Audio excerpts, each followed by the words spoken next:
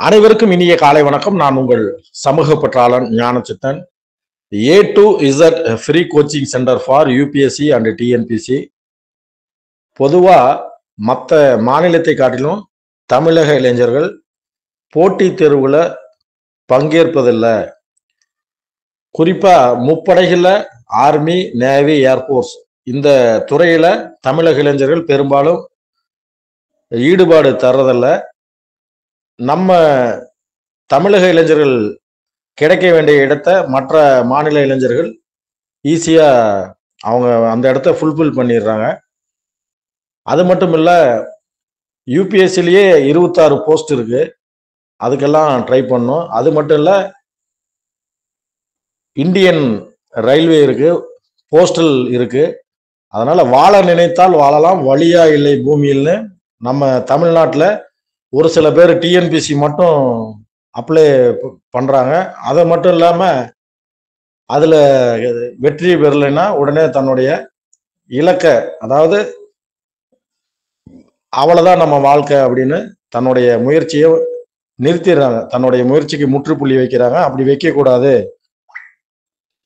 யாம் பெற்ற இன்பம் பெருக வையகம் என்ற நல்ல நோக்கத்தின் அடிப்படையிலையும் நான் மட்டும் ஜெயிக்க கூடாது, என்னை சார்ந்த இந்த சமூகமும் ஜெயிக்கணும், என்னுடைய வெற்றி தனிப்பட்ட வெற்றியாக இல்லாமல் சமூக வெற்றியாக இருக்கணும்னு நான் ஆசைப்படுறேன். அந்த வகையில நவம்பர் 11ஆம் தேதி நடைபெற்ற முக்கிய நிகழ்வுகள் என்னென்ன, நவம்பர் 11ஆம் தேதி பிறந்த மற்றும் மறைந்த சாதனையாளர்கள் யார் யாருன்னு பார்க்கலாம். இப்ப நான் தொகுத்து தர இந்த தகவல் அனைத்தும் அரிய தகவலாகவும் நீங்கள் அவசியம் அறிய வேண்டிய தகவலாகவும் இருக்கும். குறிப்பா போட்டித் தேர்வுகளுக்கு உங்களுக்கு ஹைலி யூஸ்ஃபுல்லா இருக்கும். இப்ப நவம்பர் 11ஆம் தேதி நடைபெற்ற முக்கிய நிகழ்வுகளை நம்ம பார்க்கலாம். 1675ஆம் ஆண்டுல சீக்கியர்களின் 10வது குருவாக குரு கோவிந்த் சிங் அவர்கள் பொறுப்பேற்றார். சீக்கிய மதம் உலகத்துல இருக்கிற மதங்கள்ல கடைசியாக தோன்றிய மதம். எப்படி நாயன்மார்கள் மொத்தம் 63 பேர், ஆழ்வார்கள் மொத்தம் 12 பேர், அது மாதிரி சீக்கிய மதத்துல குரு மொத்தம் 10 பேரு. அதுல முதல் குரு குருநானக் அவர்கள். அவர் தான் 15ஆம் நூற்றாண்டின் பிற்பகுதியில சீக்கிய மதத்தை தோற்றுவித்தார். சீக்கிய மதங்கள் அதனுடைய கடைசி குரு 10வது குரு குரு கோவிந்த் சிங் அவர்கள். அவர் எழுதிய நூல் தான் குரு கிரந்த சாஹப் அப்படிங்கிற நூல். இந்த நூலானது சீக்கியர்களின் புனித நூலாக வழிபட்டு வருகிறார்கள். அது மட்டுமல்ல, சீக்கியர்களின் புனித ஸ்தலம் அமிர்தசரஸ் பொற்கோயில். இந்த அமிர்தசரஸானது இந்திய பாகிஸ்தான் எல்லையில அதுக்கு பக்கத்துல அமைஞ்சிருக்கு. அமிர்தசரஸ்ல இருந்து வாகா எல்லை இந்திய தேசிய கொடியானது ஒரு விழா மாதிரி தேசிய கொடியை ஏற்றுவாங்க. அந்த இடம் வாகா பார்டர். அது அமிர்தசரஸ்ல இருந்து 28 கிலோமீட்டர் தான் இருக்கு. உலகில் உள்ள மதங்கள்ல மக்கள் தொகை அடிப்படையில ஃபர்ஸ்ட் கிறிஸ்துவ மதம், இஸ்லாம் மதம், இந்து மதம், பௌத்த மதம், அடுத்ததா சீக்கிய மதம் இருக்கு.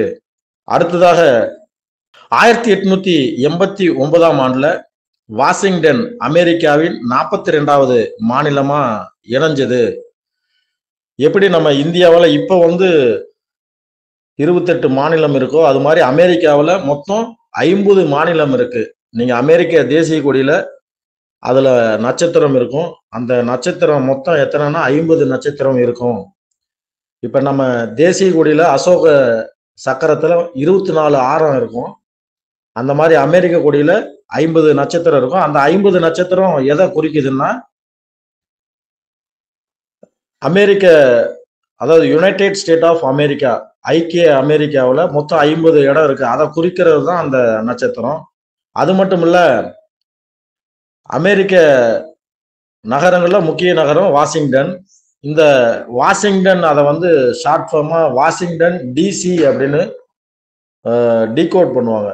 எப்படின்னா, இப்ப நம்ம ஊர்ல கூட நிறைய பேர் ரெண்டு பேரா இருக்கும். இப்ப திருப்பத்தூர்னு எடுத்தீங்கன்னா, இங்க வேலூர் பக்கத்துல ஒரு திருப்பத்தூர் இருக்கும்.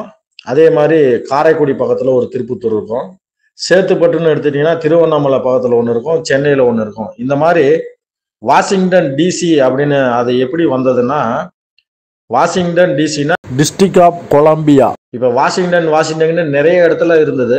அந்த கன்ஃபியூஷன் இருக்கக்கூடாது அப்படிங்கிறதுக்காக வாஷிங்டன் டிசி அப்படிங்கன்னு அதை ஸ்பெசிஃபிக் பண்றாங்க.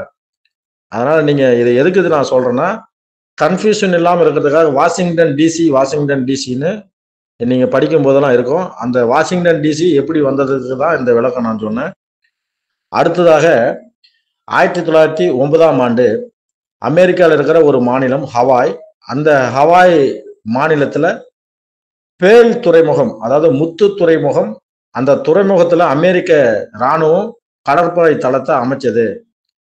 இப்ப இந்த பேல் துறைமுகமும் வரலாற்று ரீதியா பார்த்தோம்னா உலக போருக்கு இந்த துறைமுகமும் அதாவது பாதிக்கப்பட்ட இடம். ஏன்னா ஜப்பான் நாடு முதல்ல இந்த பேல் துறைமுகத்தை தான் தாக்குச்சு.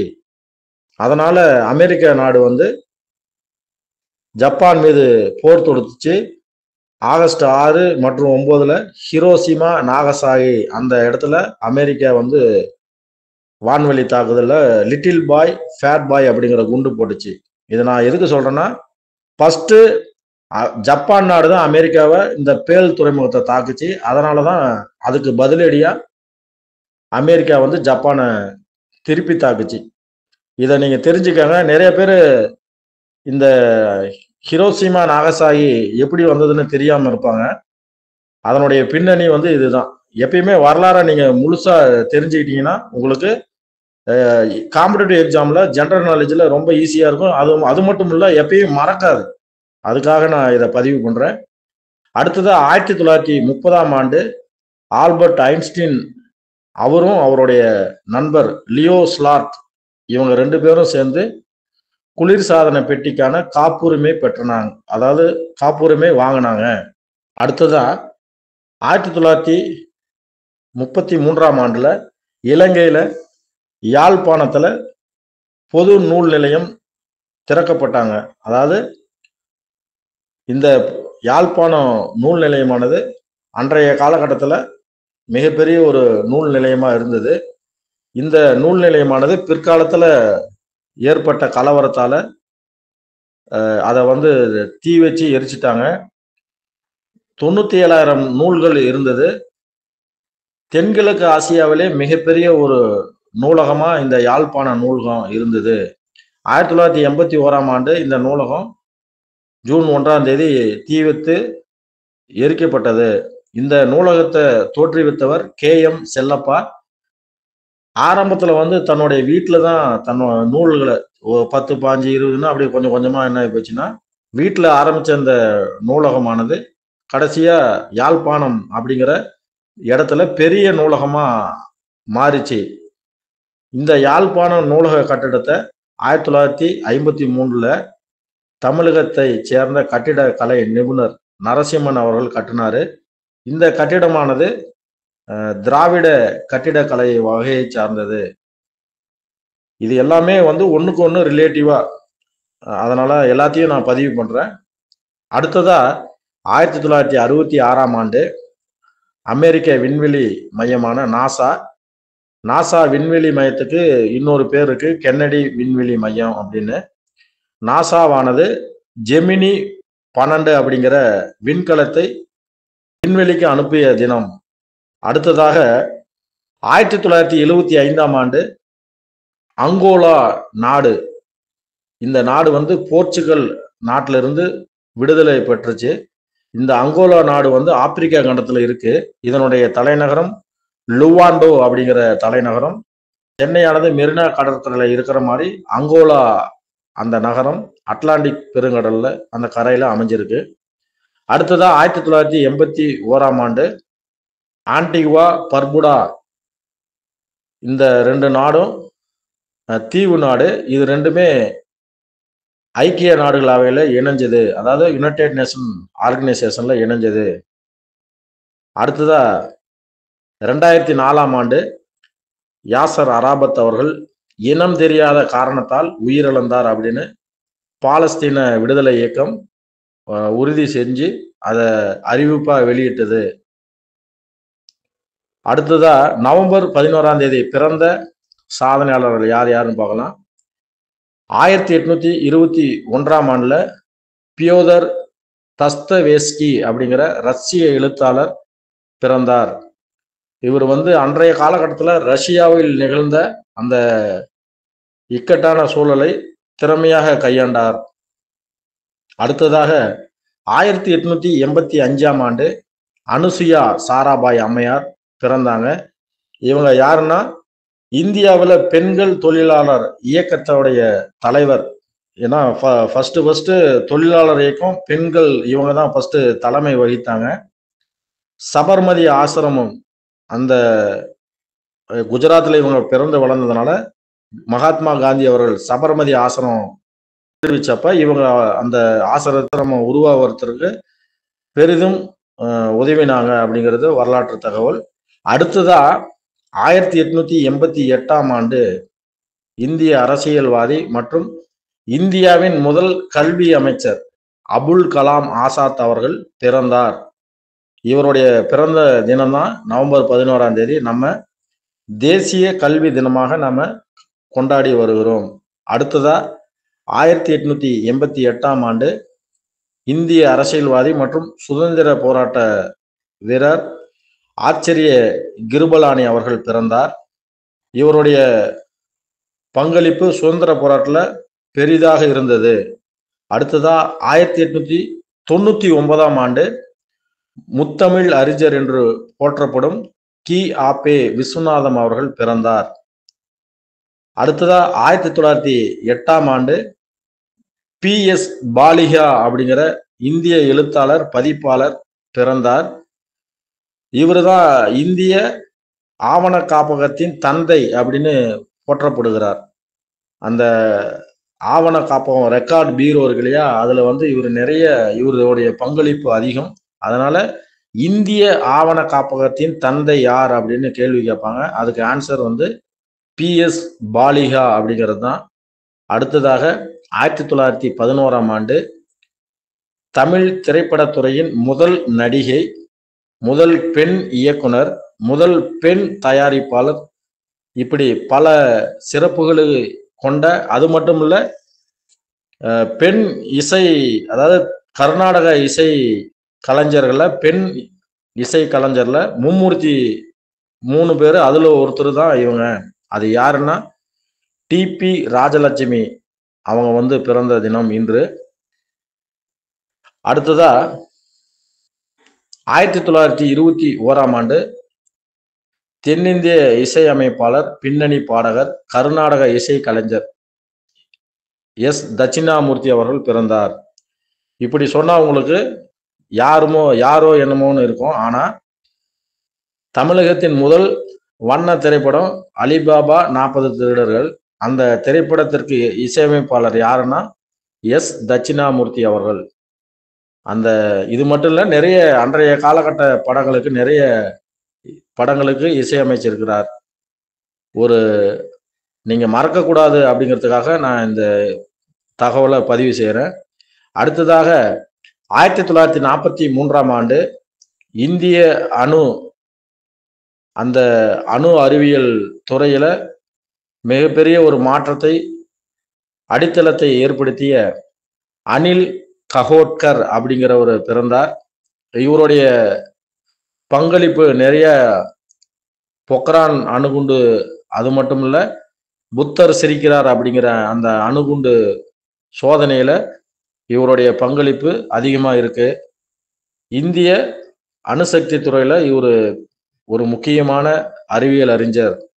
அடுத்ததாக நவம்பர் 11ஆம் தேதி மறைந்த சாதனையாளர்கள் யாருன்னு பார்க்கலாம்.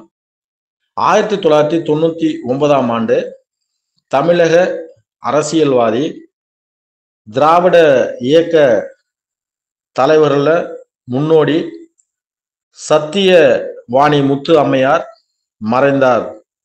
இவங்க நிறைய சாதனைகளுக்கு சொந்தக்காரர். 1957ல டிஎம்கே ஃபர்ஸ்ட் தேர்தலில் வெற்றி பெற்றுச்சு. இப்ப டிஎம்கே திராவிட முன்னேற்ற கழகம் 1949ஆம் ஆண்டு செப்டம்பர் 18ஆம் தேதி சென்னை ராயப்பேட்டில் இருக்கிற ராபின்சன் பூங்காவில் பேரறிஞர் அண்ணா அவர்கள் துவங்கினாரு. அவர் டிஎம்கே துவங்கும் போது அங்க இருக்கிற தலைவர்களை மிக இளம் வயது தலைவர் சத்தியவாணி முத்து அம்மையார். அப்ப அவங்களுடைய வயசு 26 வயசு. டிஎம்கே ஆரம்பமானது 49. அது ஃபர்ஸ்ட் எலெக்ஷன் ஃபேஸ் பண்ண ஆண்டு வந்து 1957. அப்போ வந்து ஒரு 15 எம்எல்ஏ முதன்முறையா வெற்றி பெறாங்க. அந்த 15 எம்எல்ஏல முதல் பெண் எம்எல்ஏ 1967 டிஎம்கே சார்பா வெற்றி பெற்ற வேட்பாளர் மற்றும் முதல் பெண் அமைச்சர் இவங்க தான். இவங்களை பத்தி நிறைய ஜிகே இருக்கு. பேசிக்கலா ஹோமியோபதி டாக்டர். சின்ன வயசுலயே பெரியார் இயக்கத்துல அதிக ஈடுபாடு கொண்டதுனால இந்திய எதிர்ப்பு, திராவிட நாடு, குலக்கல்வி எதிர்ப்பு இதுக்கெல்லாம் வந்து நிறைய ஆதரவு தெரிவிச்சாங்க. இவங்க வந்து பிறந்தது 1923 பிப்ரவரி 15, மறைந்தது 1999 நவம்பர் 11. அது மட்டும் இல்ல, தாழ்த்தப்பட்டோர் முன்னேற்ற கழகம் அப்படிங்கிற கட்சியை 1974 தோற்றுவிச்சாங்க. அந்த கட்சி வந்து 1977 கலைச்சிட்டு ஏடிஎம்கேல அவங்க இருந்தாங்க. நிறைய சாதனைகளுக்கு சொந்தக்காரர். அவங்களுடைய நினைவு தினம் இன்று.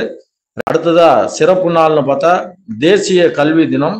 தேசிய கல்வி தினம் நேஷனல் எஜுகேஷன் டே இந்தியாவில் ஒவ்வொரு ஆண்டும் நவம்பர் 11 கொண்டாடப்படுகிறது. இதை ஏன் நாம கொண்டாடுறோம்னா, சுதந்திர இந்தியாவின் முதல் கல்வி அமைச்சராக விளங்கிய மௌலானா அப்துல் கலாம் ஆசாத் அவர்களின் பிறந்த நாள் நவம்பர் 11. அதனால அவருடைய நினைவா அவரை கௌரவிக்கிற வகையில ஒவ்வொரு ஆண்டும் நவம்பர் 11 நம்ம தேசிய கல்வி நாளா கொண்டாடி வருகிறோம். இந்த நான் வழங்கிய தகவல் அனைத்துமே உங்களுக்கு எக்ஸாம் பாயிண்ட் ஆஃப் வியூல தான் இருக்கு. இந்த தகவலை பயன்படுத்தி நீங்களும் ஒரு வெற்றியாளராக வர வேண்டும். இறுதியாக பொது உடைமை சித்தாந்தத்தை தோற்றுவித்த கார்ல் மார்க்ஸ் அவர்கள் சொன்ன ஒரே ஒரு பொன்மொழி எனக்கு ரொம்ப பிடிச்ச பொன்மொழி என்னன்னா, மனிதனாக பிறந்தவன் பயனின்றி அழியக்கூடாது அப்படின்னு. எனவே நீங்க சுயநலத்தை விடுத்து பொதுநலமா இருக்கணும்னு ஆசைப்படுறேன். நம்மளுடைய நாட்டின் வளர்ச்சிக்கு உங்களுடைய பங்கும் இருக்கணும்னு நான் ஆசைப்படுறேன். நன்றி, வணக்கம். நான் உங்கள் சமூக பற்றாளன் ஞானச்சித்தன்.